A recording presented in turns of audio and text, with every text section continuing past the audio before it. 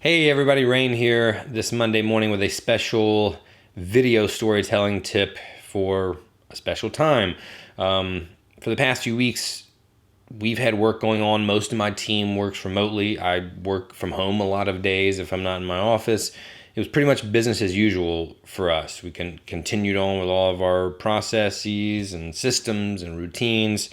And this weekend, I woke up early before the rest of my family, and it just hit me. And I just cried on the couch, like just the weight and the heaviness of it all. And even though we're in a very fortunate position, a lot of my friends and families and loved ones, and a lot of yours, if not you yourself, are in a really tough position and maybe don't know their way out. And during this time, I question, like, how much marketing do we do? How much do we keep talking about the things that we do in this time where we're all suffering? Because I'll be honest with you, I've gotten a lot of content communication that just doesn't, it kind of feels icky to me, whether it's, someone not cutting off their automated ads or just trying to really take advantage of what's going on.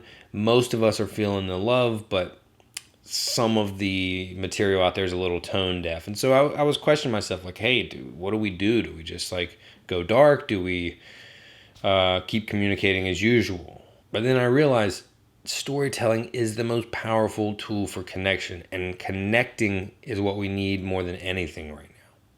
And then I remembered how many people, yourself maybe included, are suffering right now. They either lost their business or lost their clients, or the government shut them down.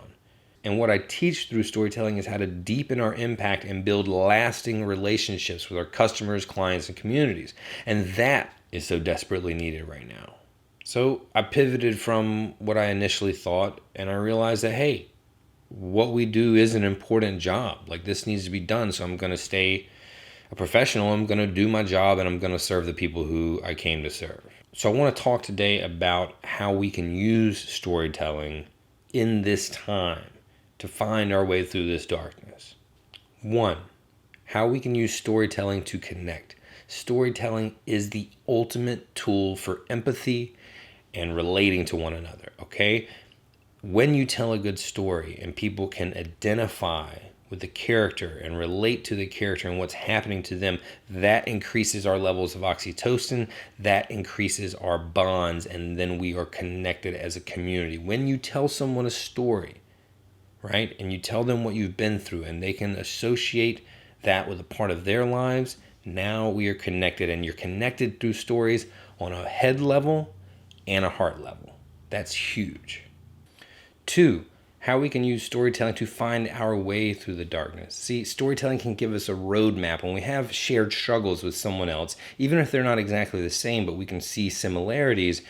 It shows us how they've navigated them, right? And so let's take right now as an example. In the middle of this COVID-19 crisis, we can look at stories of how others have navigated this successfully and unsuccessfully, and see how we can find our way through the obstacles, through the struggles, and find that light at the end of the tunnel so we can find our way out. See, when you're going through these struggles and the tension is rising, that elevates our levels of cortisol, and that makes us lock in and pay attention and remember the history of what has been done before. So when we can see how someone else can make it through, then we can understand what we're dealing with, and it can reduce our fear, okay? Sharing our stories is crucial so we can see the roadmap that other people have made for us.